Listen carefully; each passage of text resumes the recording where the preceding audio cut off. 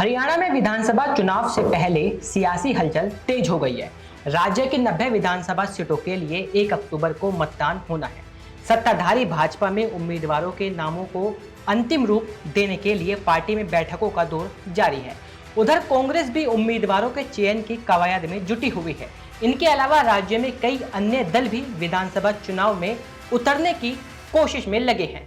हाल ही में जननायक जनता पार्टी के सांसद चंद्रशेखर आजाद की आजाद समाज पार्टी के साथ गठबंधन का ऐलान हो चुका है।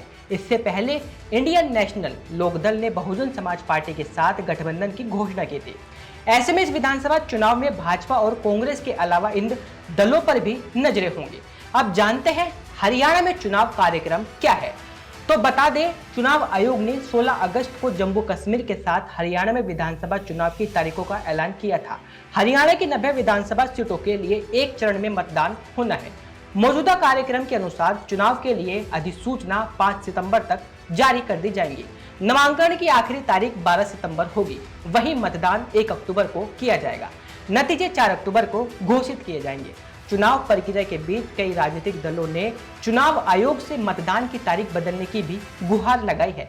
अब चर्चा करते हैं उन दलों की जो हरियाणा के चुनावी मैदान में अपनी किस्मत आजमाने उतरे हैं। दरअसल देश के दो सबसे बड़े दल भाजपा और कांग्रेस हरियाणा की सभी 90 सीटों पर अपने उम्मीदवार उतारेगी।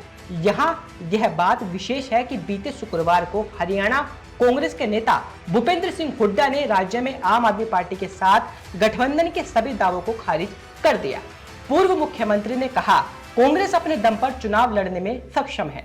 आपके साथ गठबंधन के बारे में हुड्डा ने कहा, हमारा समाजवादी पार्टी के साथ भी गठबंधन है, लेकिन यह केंद्रीय स्तर का गठबंधन है, राज्य आधारित नहीं है। हरियाणा में हमारा कोई गठबंधन नहीं होगा।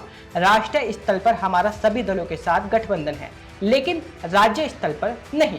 इनके अलावा हरियाणा में पहली बार जेजेपी और असपा का गठबंधन देखने को मिला है। इसमें जननायक जनता पार्टी और आजाद समाज पार्टी मिलकर विधानसभा चुनाव लड़ेगी।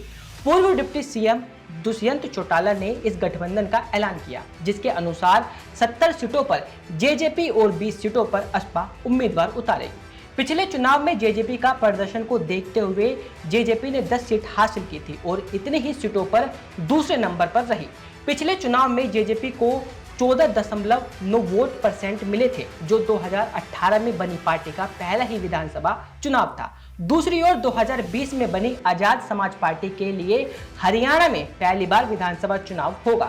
बता दें कि हाल ही में हुए लोकसभा चुनाव में जीत के बाद चंद्रशेखर आजाद पार्टी के पहले सांसद बने हैं। इनेलो और बसपा के बीच बने गठबंधन की चर्चा भी हरियाणा में है, जिसमें इनेलो और बसपा मजबूत तरीके से 53 सीटों पर इनेलो और 37 सीटों पर बसपा अपने उम्मीदवार उतारेगी।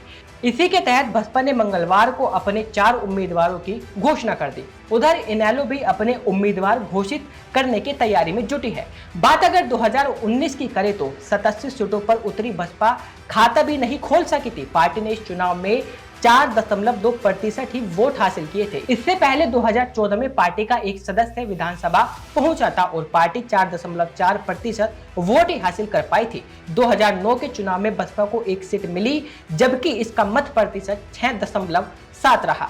उधर पिछले विधानसभा चुनाव में इनेलो एक सीट जीतने में सफल रही और एक बार फिर दूसरे स्थान पर पहुंच गई। इंडियन नेशनल लोकदल के अभय चौटाला पार्टी के इकलौते विधायक हैं। पार्टी ने पिछले चुनाव में महज 2.5% ही वोट हासिल किए थे। इससे पहले 2014 में पार्टी ने 19 सदस्य विधानसभा पहुंचे थे और इनेलो ने 24.2% वोट हासिल किए थे। 2009 के चुनाव में इनेलो को 31 सीटें मिली थीं, जबकि इसका मत प्रतिशत 25.8% रहा। हरियाणा में अपनी मजबूत दावेदारी का दावा करने वाली आम आदमी पार्टी की बात करें तो अरविंद केजरीवाल के नेतृत्व वाली आप भी हरियाणा में चुनाव लड़ सकती है। पार्टी के प्रदेश अध्यक्ष सुशील गुप्ता का कहना है, आम आदमी पार्टी अभी 90 सीटों पर मजबूती के साथ उम्मीदवार उतारेगी और चुनाव में अच्छा प्रदर्शन करेगी। पार्टी ने पिछले चुनाव में महज 0.5% वोट हासिल किए थे, जो पार्टी का राज्य में पहला विधानसभा चुनाव था। हाल ही में हुए लोकसभा चुनाव में पार्टी कुरुक्षेत्र में चुनाव लड़ी थी, लेकिन उसे हार का सामना करना पड़ा। आपको बता दें कि हरियाणा विधानसभा चुनाव से जुड़ी हर अपडेट पर जनहित टाइम्स की नजर रहेगी। वो जानने के लिए आप हमारे साथ बने रहिए और देखते रहिए जनहित टाइम्स।